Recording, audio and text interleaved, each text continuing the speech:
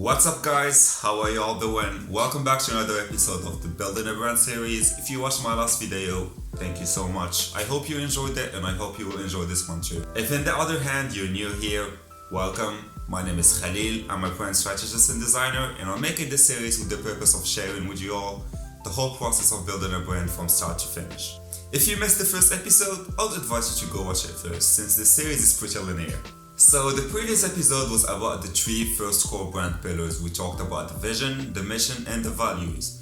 Today's episode is gonna tackle the rest of them. We're gonna go through the process of defining the positioning, finding the brand's voice and tone, and developing its look and feel, which will lead us to designing the brand's visual identity. This is Building a Brand. Enjoy the ride. The first pillar we're going to talk about in this episode will be the positioning. Defining the positioning helps you understand how to properly position yourself in the market as a company and a brand. The positioning combines understanding both your company and your audience in a way that will allow you to optimally communicate both your company and products as a whole. Think about it this way. If you had to write one single paragraph that describes your company for you to share it with people, what would you want that paragraph to communicate? So in defining the positioning, I always start by trying to understand what makes the company unique and what would make the customers interact with it. One good way to do that is to ask a series of questions around why someone might interact with your brand and products.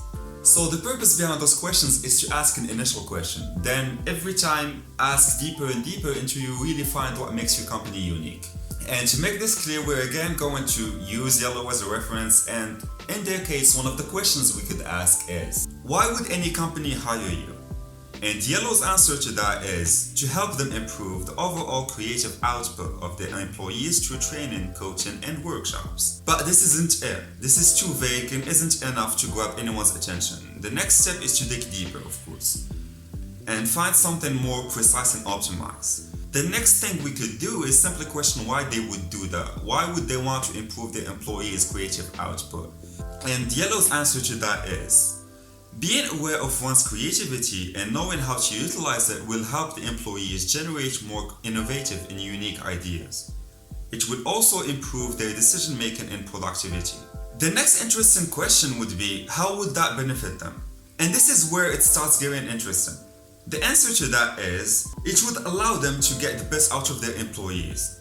Employees are key elements in all businesses.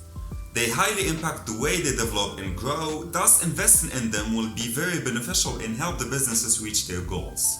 Once you really understand why people might be interested in what you propose to them, you need to know why they would hire you specifically. In the case of yellow, they're masters at what they do. No other company is better than them at creative coaching, and this is why they make it their specialty. So in this case, it is best for yellow to market themselves as experts in creativity. They will help their clients get the best out of their employees, because qualified employees who are trained to utilize their creativity is what's going to set their business toward new levels of success. Now remember that paragraph we talked about earlier? This is what we're going to make right now. Take whatever answer you got and take a look at your target audience.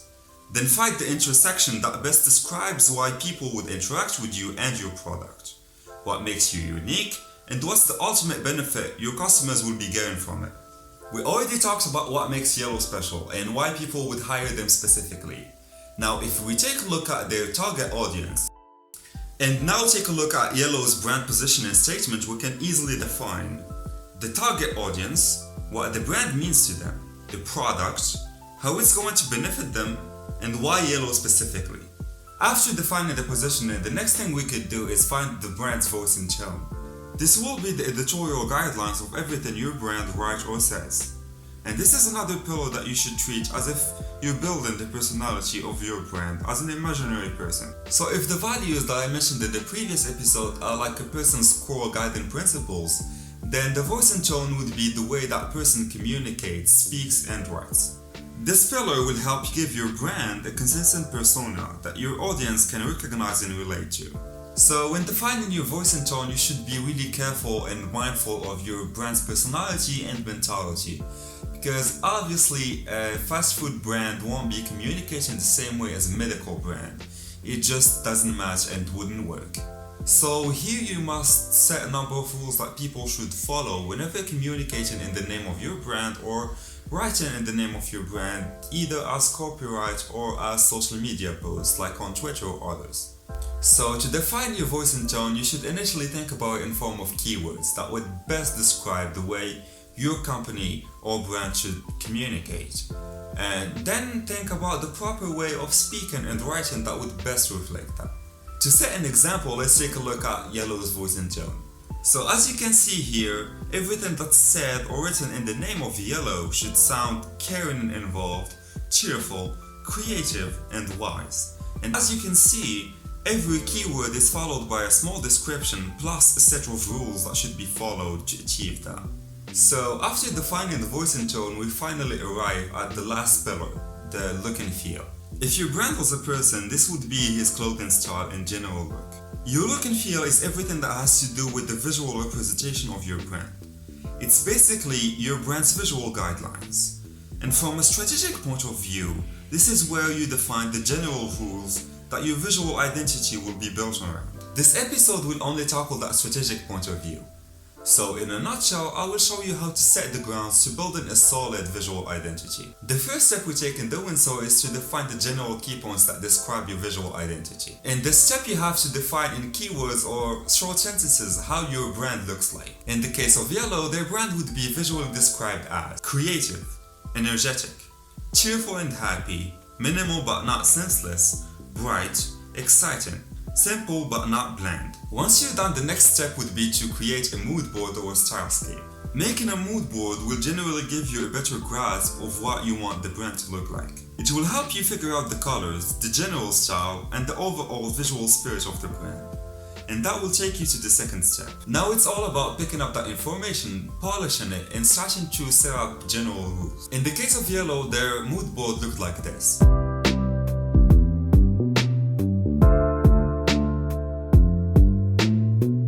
Information that we gathered from it led us to these rules. For the logo, it should be minimal but not senseless, simple but not bland, cheerful and happy, and bright and memorable. It should also be representative of how Yellow enhances the business's employees and brightens the workspace using creativity through creative coaching. And it should also be made out of simple shapes. As for the color palette and the color use, we decided to go with yellow.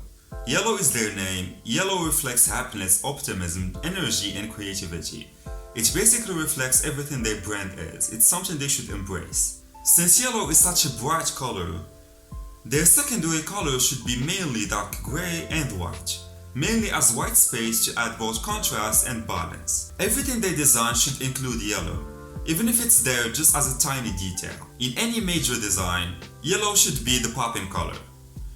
When having a quick look, the first color you should notice is yellow. For the typography, it should generally look bold and simple. For the fonts, we went for Montserrat for the headlines and big titles, and Avenir for the general texts. As for photography, their photos should be authentic and interesting. They should avoid staged and looking stock photos. They should also match the brand's visual spirit, which can be represented through subject's expression, color presence, etc. Once these rules are set, you can now proceed to designing the visual identity and defining the brand's visual guidelines, which will now be a way easier process since you already have a general idea about most things you need to do so. You will now be designing while truly understanding the brand. So this is it for this episode. In the next episode, we will take a look at the design process of the brand's logo, its applications, and we will go through the brand's visual guidelines. Thank you so much for watching.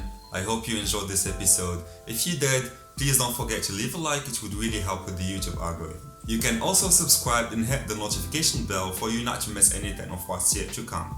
You can also follow me on Instagram and Behance for you to keep up with my work. Have a good day, see you in the next episode.